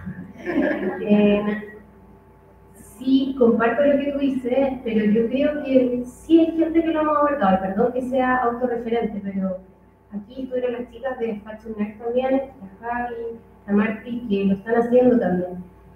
El problema está en no cómo abordarlo, en su podcast. Entonces les recomiendo mi podcast, el nuevo estilo, que habla de estos temas, que son súper didácticos y están pensados justamente para que todas las personas enganchen sin necesidad de tener conocimientos básicos como los que tenemos la mayoría de estas áreas. Pero la clave está en esa, en cómo logramos que salga, que todo esto que comunicamos, que conversamos, salga a la masividad y que la gente lo entienda. Yo creo que es un desafío súper grande que aquellos que yo llevo 16 años con Quinta 3, que hemos desarrollado medios de comunicación en esta índole, todavía ni siquiera lo tenemos resuelto, porque el problema que yo me he encontrado al menos, es que cuando nosotros hablamos de moda, le pasa un poco lo que le pasa a Alejandra con su compañero, su colega, muy amoroso por cierto. Que la gente cuando tú hablas de industria, de moda, de ropa, de vestir, como que estás hablando de un tema irrelevante. Pero nos damos cuenta que no lo es. Entonces yo creo que cómo construimos una narrativa que a la gente les haga sentido para entender que vestirse dejó de ser un acto inocente hace mucho rato. Dejó de ser un acto inocente porque implica consecuencias medioambientales, sociales, en nuestros propios cuerpos, en nuestra autoestima. Y yo creo que eso parte con el concientizar. A mí no me gusta hablar de educación porque creo que la educación es el paso siguiente a la concientización. Uno no puede educar a alguien que no quiere ser educado. Eso sería muy dictatorial desde mi punto de vista. Pero sí uno puede incentivar a que la gente se haga preguntas. Y yo creo que ese es el primer paso. ¿Cómo hacemos que desde esta sala hacia afuera la gente se empiece a hacer preguntas? Y desde ese preguntarse surja la necesidad de educarse y de generar esas pedagogías que tú dices. O sea, yo así lo veo y creo que es el camino, pero necesitamos, este es un camino colectivo, no se construye en individualidad, porque es súper difícil, pero se ha hecho eco en la medida que hemos sido más, que han nacido Fashion Nerd, que han nacido otros. ¿Cómo te les contaré? Encantado también. Bueno, pero también tantas personas que hemos construido y hemos tratado de aportar, pero en la medida que también esta conversación sea cotidiana, que ustedes en sus mesas, no sé, tomar once, hablemos de estos temas, pero no desde la mirada, sí, siempre muy partiendo de lo estético, pero profundizando y intentando que la gente se haga preguntas. Creo que vamos a ir construyendo lo que tú dices y entendiendo que este acto no puede ser inocente y hay que tomarle el peso, no poniéndose tonto grave, sino que entendiendo las implicancias y la urgencia y emergencias con las que vivimos que no podemos resolver. Sí, no sé si alguien quiere.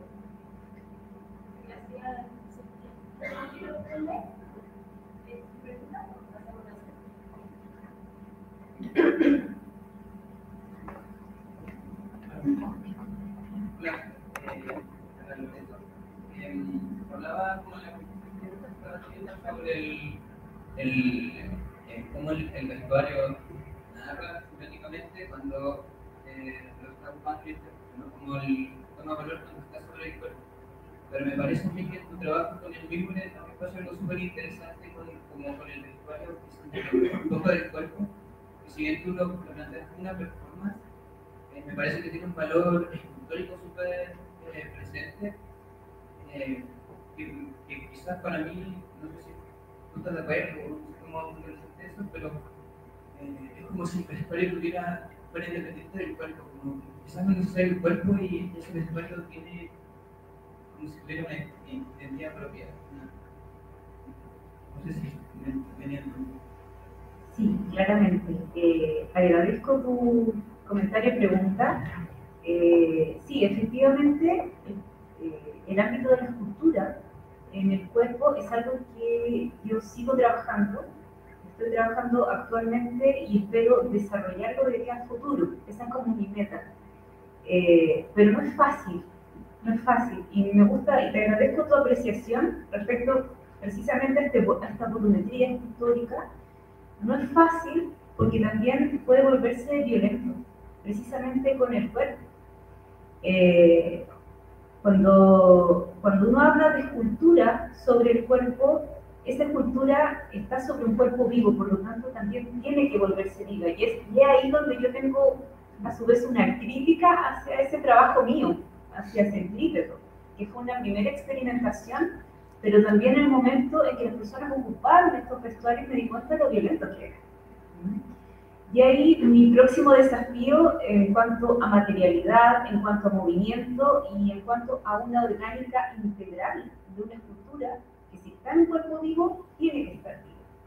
Tiene que moverse, tiene que pasar cosas acorde. De hecho, mi proyecto se llama Corde, que tiene que ver con concordancia, cordialidad. Corde es una raíz etimológica de las cuerdas y tiene que ver con las cuerdas del corazón y las cuerdas de los instrumentos musicales. Y tiene que ser una orgánica que esté en concordancia del cuerpo del intérprete y la volumetría, lo que no es fácil.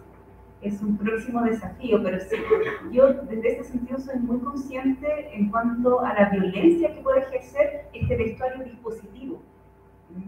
Y es rígido y pasa un poco lo que comentaba Alejandra, ¿no? De cómo la ropa condiciona el cuerpo, en este caso incluso es más radical. Entonces yo soy muy respetuosa, lo pude apreciar después, y hacia allá, claro, quiero generar un camino creativo, pero con mucho cuidado. Eso. Gracias. Última pregunta. ¿Dos? Sí. Fernando y ya. Sí. Estas dos preguntas y listo. Muy aproximadas. Bueno, estoy emocionada porque me parece un espacio pionero. Más fuerte, por favor. Pues estoy emocionada respecto a que me parece un espacio pionero. Y nada, por ahí va un poco mi comentario y pregunta, es para todo decir quien quiera responder. Pero bueno, en mi caso como antropóloga, desde hace varios años en Colombia tenemos un espacio con amigos investigadores de sociología, creamos el primer curso en antropología del cuerpo, en la moda. Entonces me es muy significativo ahora estando en Chile encontrar este espacio y estas discusiones. Y en esos paralelos me pregunto mucho por, claro, lo que hablamos últimamente de descolonizar y pensar desde Latinoamérica en la moda. Entonces, escuchándoles, todo el tiempo me preguntaba un poco cuál es el lugar desde Latinoamérica, sobre todo desde Chile, cómo creen que la discusión, cuál es la singularidad de Chile que aporta la discusión de pensar la moda, descolonizar la moda desde este sur.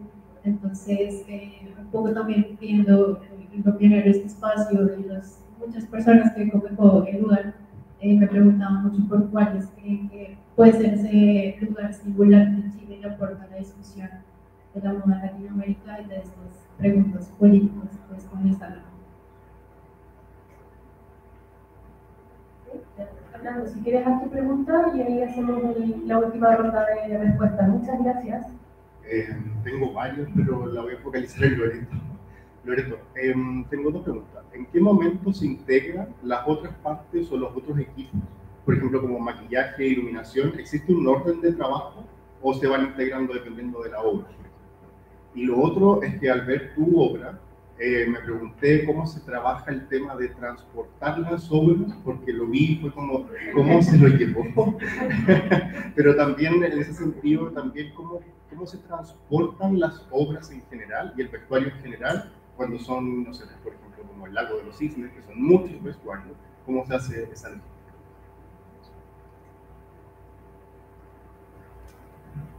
Sí, yo creo que Loreto, la primera pregunta está difícil, no sé si yo creo que falta Loreto, y no sé si Ángel o quizás los participantes de la primera mesa también quieren hablar de este estudio de la moda chileno. Ya, a ver, respecto a todo el traslado y esa logística es tremendamente compleja, y ese traslado no parte del traslado, parte en un tema más doméstico, el lavado. Después de que se termina de ocupar ese vestuario, ¿qué pasa? Ese vestuario generalmente está estilando, eso es lo más probable. Existen distintas técnicas para poder ventilar, mantener. El vodka es un gran tip. Cuando termino las funciones tenemos que rociar todo con vodka para que no guarde mal olor. Antes que tiene que estar estilando, se seca el vodka y de ahí se puede recién almacenar, que si no guarda olor, por lo menos por algunas jornadas antes de mandarlo a la lavandería. Hay lavanderías específicas y el tema comienza ahí, cuando lo trasladas a la lavandería y sacarlo. Para eso trabajamos generalmente con escafales que se realizan a la medida. Y esos escafales a su vez tienen grandes fundas o a veces case, y en el caso puntual, por ejemplo, de mi trabajo en centrípeto, sí tuve que hacer unos baúles a medida. A medida era un camión completo, no un camión por cuarto, un camión grande, eso se fue en un container por barco, digo, así, al revés. Y en el caso puntual de centrípeto, el embajador gentilmente prestó el patio de la embajada chilena en la República Checa. Y ahí pudimos desplegar, armar, y fueron varios días de trabajo. Implica mucho tiempo, pero en general son case hechos especialmente para ese vestuario. ¿Qué es lo que sucede? Las óperas y los ballets se venden mucho, se crean y se acostumbra a comprar un ballet. Ah, mira, vamos a comprar Lago de la temporada 2019 del Pocho. Perfecto, llega Lago. Se demora 3 meses en barco. Entonces se hace un embalaje especial para cada montaje. La primera pregunta, ¿me la puedes refrescar, por favor? ¿En qué parte se integran los otros equipos? Por ejemplo, maquillaje, iluminación, ¿tienen un orden específico? No, generalmente lo integramos todo desde el inicio. A veces sucede que maquillaje, dependiendo de la puesta en escena, se integra un poquito más al final, muy de la mano con vestuario. Pero en general el equipo se convoca desde el inicio y se parte con la primera lectura de la obra, todos juntos, hola, yo hago escenografía, vestuario, iluminación, dramaturga, etc. Con la lectura o la escucha de la ópera o viendo la composición del ballet y la presentación del equipo, y de ahí es un proceso paralelo. Cada área entra en momentos distintos, pero todo el equipo se conforma generalmente desde el inicio, excepto que ocurra alguna actividad, pero generalmente desde el inicio.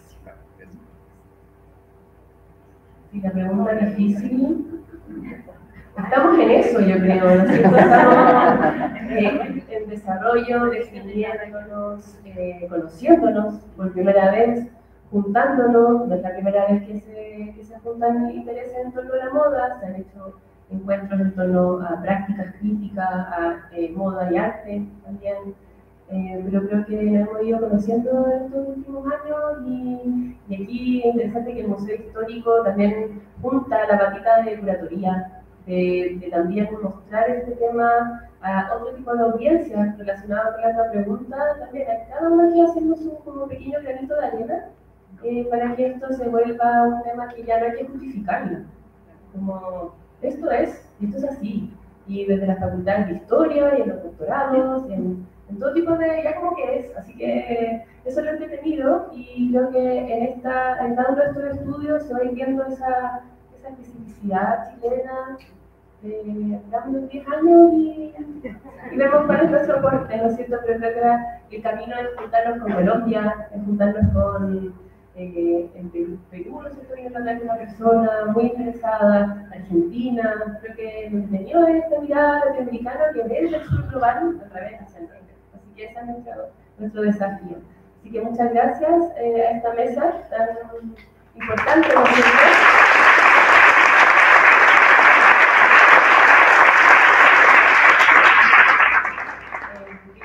Invitar a la jefa de colecciones del Museo Histórico Nacional, Isabel Alvarado, quien fue curadora y encargada de la colección textil desde sus inicios. Fue un real placer trabajar con ella en esta última exposición. No sigamos siempre más último, ¿no? Tantas bueno, sí, y Ángel, que vamos a hablar del lanzamiento. Espero que ustedes tengan asientos. Sí, yo creo que aquí sí, vamos a una... Sí,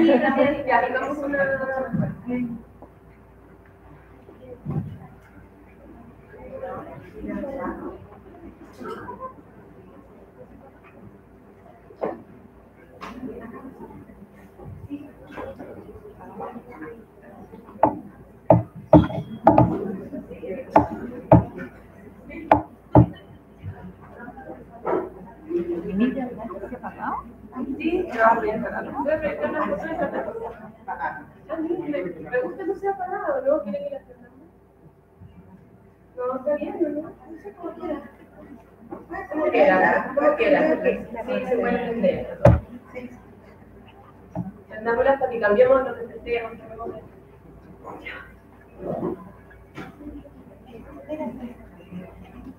Sí, pues no. Te quiero pasar algo. Pero se vaya.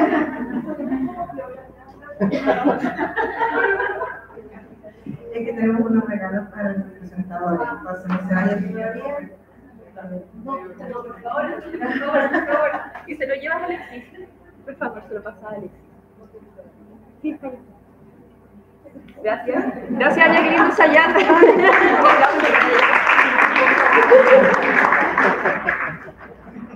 ¿Ha sido fácil la producción? Hay mucha gente, eso es sí, es mi primera vez. Estamos felices, pero también complejiza un poco la producción. Pero esta es la primera de muchas, así que tampoco vamos a ir aprendiendo, que la cosa fluya y vamos a tener que ir en otro lugar, en la plaza. Necesitamos más espacio. Ese es nuestro gran problema en este museo, el espacio, para poder mostrar todas nuestras colecciones, que se muestran en este lugar como un 1% del total de nuestras colecciones que están, todo lo demás está en depósito. Así le pasa también a la colección de vestuario, que cuenta con 4.500 piezas y en el pasado de moda, la exposición, ustedes ven más o menos 80 piezas, lo cual es un porcentaje muy menor. Vamos a esta presentación más que nada va a ser una conversación con Ángel Álvarez, que está a nuestro lado, que ya lo presentaron, director de investigación del Instituto de Estética de la Universidad Católica de Chile, con Emilia Müller, la curadora de la exposición Pasado de Moda, Historias de una colección. Curadora. Bueno, yo participo un poco como curadora, pero más como productora, diría yo, como una persona que tiene la experiencia y que Emilia consulta todos los días y a cada rato, y estamos haciendo un relevo. Antes estaba Fanny Penosa, que está por ahí, a cargo de la colección. Yo la dejé hace bastante tiempo, pero siempre estoy ligada absolutamente a los estudios de vestuario y no lo voy a dejar, creo que nunca. Bueno, Emilia es la heredera y como heredera hace su primera exposición y también, aparte de relevar 5 temas centrales y el trabajo que hay detrás de la escena, que tiene que ver con la conservación y la restauración, ella hace un relevamiento de la historia de la colección. En esa historia ella me menciona como pionera, no soy tan la primera, llego un poquito después, junto con Fanny, pero realmente que las formas el exdirector Hernán Rodríguez, con María Troncoso, voluntaria. Y ahí me detengo un poco porque tenemos que agradecer a un gran número de voluntarios que trabajó durante muchos años en este departamento textil, realizando labores de conservación, ayudándonos a producir material para el almacenaje, etc. Entonces, sin más, empezamos a conversar la palabra a nuestro invitado. Pues muchas gracias, Isabel. Bueno, cuando se presenta un catálogo, lo primero que genera el decoro es felicitar no solo a la institución que lo acoge, que en este caso es el Museo Histórico Nacional, sino también a las dos curadoras, Isabel Alvarado y Virginia Miller, que hicieron este trabajo ingente y sobre todo complicado de seleccionar las piezas, de montar toda una especie de secuencia narrativa para que aquellos que vieron la exposición sabrían a qué me refiero. Es decir, dotar de un sentido museográfico y un sentido histórico a la exposición, y el catálogo lo que viene a hacer es a condensar toda esa acumulación de tiempo. Hay por un lado el tiempo para la preparación que se llevó para hacer en este caso la exposición, el tiempo histórico que almacena cada pieza, y también, por qué no decirlo, el tiempo que duró la exposición. El tiempo de la vigencia, porque como sabemos es una exposición temporal, y las exposiciones temporales tienen, igual que la moda, este carácter de fugacidad y cambios de temporada, ¿no? Que quisiéramos que esa exposición fuera casi permanente. Pero la ventaja es que hay una colección textil en el museo, y eso va a permitir que no sea la primera experiencia. De hecho, no es tampoco la primera, sino que va a existir una continuidad sobre las exposiciones. Y ahí nada más, digamos, es muy breve lo que quiero comentar, sobre todo porque es la hora de, como decían los monjes del desierto, de los demonios del mediodía. Entonces, es donde si no almorzamos a tiempo, empieza la melancolía. Para evitar que salgamos tristes y dejemos de festejar, ¿no? En este caso es un catálogo. Solo dos anotaciones. La primera es que estamos frente a un acto muy importante porque por primera vez, creo yo, podemos empezar a hablar de la historia textil de un pueblo. Es decir, no basta, y que estemos en el Museo Histórico Nacional es importante, no basta entender la historia, como ustedes saben, con documentos, con manuscritos, con estos grandes personajes, sino darnos cuenta que el vestuario, que la vestimenta es un índice de realidad histórica, pero también un motivo de transformación social. Entonces, nombra el pasado, pero también nos ayuda a pensar en el futuro. Y que la ropa sea un objeto histórico ya nos permite también entendernos como pueblo, entendernos como nación, y en ese sentido poder tratar, construir un relato histórico sobre lo que es la nación chilena a partir precisamente de las prendas, ¿no? Pienso, por ejemplo, en la casaca de Claudio Bell, ¿no? como esta condensación histórica, o en el traje de bombero que está en exposición, dado que me comentaba un alumno, los bomberos en Chile son una de las pocas experiencias republicanas, es decir, de amor a lo público, y en un país donde sabemos las instituciones se han privatizado de tal manera que hay experiencias de lo público y de amor a lo público, ya es un símbolo importante. La segunda cuestión tiene que ver con cómo se escribe sobre la moda, y las curadoras de aquí tuvieron un trabajo duro, también la gente que escribió en el catálogo, que no solo es cómo se escribe la moda, sino también cómo escribir sobre en este caso, sobre el traje, sobre la indumentaria, sin que se pierda, por un lado, el rigor historiográfico, y por otro lado, que sea atractivo para los grandes públicos. Y el que tengamos hoy la sala llena no solo me sorprende, sino que me da esperanza de que quizá la forma en la que la historia hoy día pueda ser contada sea mediante objetos antes que textos, ¿no? Que quizá la forma de ahora tener estudiantes públicos es con algo que a todos, digamos, todos los días tenemos, que es la ropa, y darnos cuenta que la ropa de un país es también la historia de cómo se ha relacionado ese país con su propia historia corporal, con su propia historia industrial, con su propia historia, en este caso textil. Y pienso en dos prendas muy específicas, ¿no? de cómo se puede escribir esta historia de la nación con el relato de las prendas. El vestido habla, ¿no? Pienso en el mentón de Manila, que nos ayudaría a pensar cómo fue Chile en tanto capitanía, núcleo reinato, entonces por qué también hay mantones de Manila, y todo lo que implicó pasar por Callao, pasar por Acapulco, y pasar por Manila, y que llegara en este caso a las costas chilenas. Eso es una cuestión fundamental, creo yo. O el uniforme de la azafata, que también nos permite entender el momento de mayor crecimiento del siglo XX de Chile al exterior, que también es un momento donde aparece Chile como un referente, en este caso internacional, ¿no? que coincide con la industria aérea. Entonces, ¿cómo también nos ayuda a pensar eso? Y finalmente, que la relación entre moda y espacio público, moda y museo, nos permite también entender cómo el vestido entra al museo, pero también cómo sale el vestido a las calles, cómo sale el inventario de las calles, y que en el momento que también sale el vestido, también sale el pasado, y que cuando sale el pasado salen también las tensiones no resueltas. Y no quisiera dejar de cerrar mi breve comentario y de invitación a que disfruten del catálogo, que justo lo que permite una exposición como esta es textilizar el trauma. Me explico rápidamente.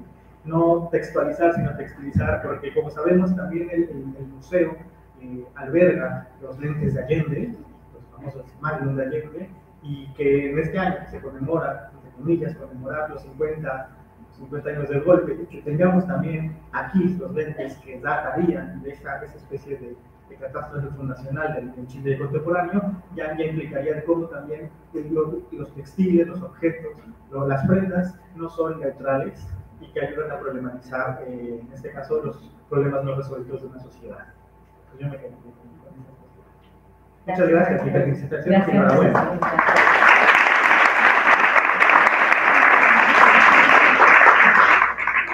Como dice Ángel, yo pensaba decir algo parecido respecto al catálogo. El catálogo trasciende la exposición es efímera y es lo que nos queda. Y también permite profundizar los temas que escribió, con los cuales escribió Emilia, los 5 núcleos centrales de la exposición. Y hay un capítulo dentro del catálogo que quisiera relevar, escrito por Catalina Rivera, que narra la experiencia del proceso de restauración de un traje. Y nosotros quisimos incorporar este trabajo no tan conocido para darlo a conocer al público. Y ahí Catalina nos explica el paso a paso de cómo restauró un traje del siglo XIX. Y quisiera dejar Emilia para que cierre, la autora de los textos, que muchos textos muy largos, muy profundos y muy interesantes a la vez. No, yo quiero agradecer esta experiencia, ¿no es cierto?, este seminario, todo lo que significó hacer esta exposición, que era de alguna manera celebrar esta trayectoria y trabajo que se viene haciendo desde el museo, y unirlo a lo que dijo Ángel, ¿no es cierto?, o lo que se dijo antes por Fashion, que era esta idea de un tema incipiente, sobre todo en la academia, pero muy fuerte desde el año 80 aquí en el museo. Y creo que en esa bibliografía hay que incluir los catálogos que se han hecho, porque también han sido pasos importantes. Y esto es un dilema que se ha dado en el estudio de la moda en el mundo anglosajón. Están los teóricos por un lado y están los curadores de museo catalogados como curadoras, especialmente, que están preocupados por los pliegues y por la evolución del vestuario, y eso como casi ya pasado de moda. Y ahora con este giro material, sí que voy a ver la pieza, porque había como teoría antes que el objeto y no siempre había una relación como correcta. Mucha teoría, poco objeto, es como una pugna, y yo creo que ya está totalmente resuelta. Pero creo que en Chile faltaba como hacer esa unión entre la academia, entre todos quienes, desde el diseño de vestuario, de la antropología, desde el teatro, de las ciencias sociales y también desde el museo, y poner en valor todo lo que se ha investigado en este departamento por Isabel, por Fanny, por las personas que han participado de estas investigaciones que a veces cuentan que salgan, ¿no es cierto?, de los nichos. Creo que la exposición, y ustedes pueden comprobar, tenemos como más de 3 libros grandes de visita, hay mucho interés, creo que así es como podemos, ¿no es cierto?, expandir el tema a nuevas audiencias. Entonces quería hacer como hincapié en esa relación museo, academia, que aquí hay que unirlas nomás, justamente usar teoría, pero también mirar los objetos y que enriquecer el discurso. También,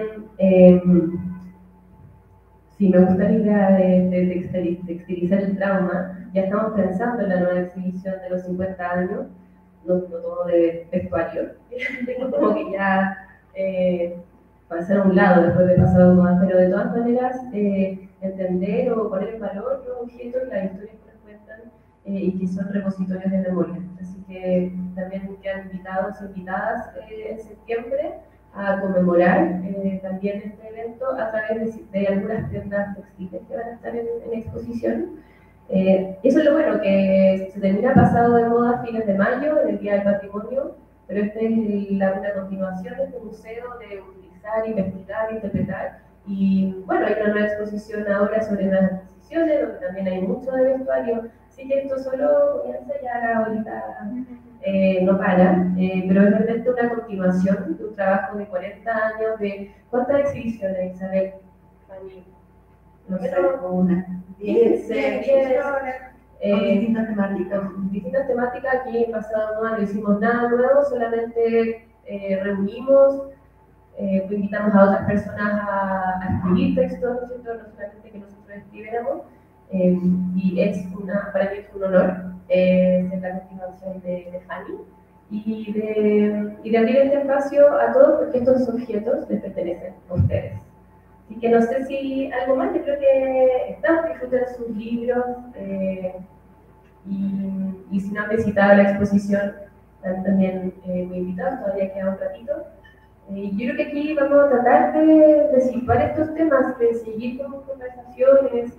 Siempre me asustó hacer este tipo de instancias porque a veces no llega mucha gente, pero uno nunca sabe. Tienen que estar atentos a las redes sociales, a conversatorios y sobre todo ya que me interesa esta idea de hablar con Latinoamérica.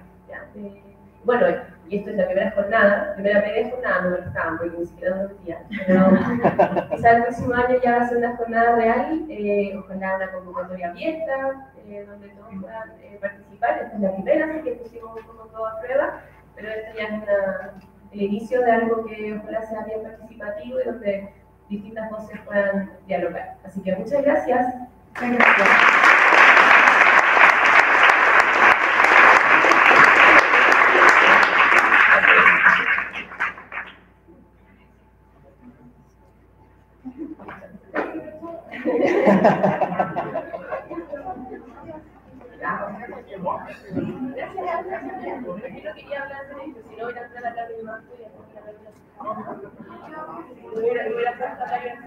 Ahora sí, tuvimos que parar una colaboradora.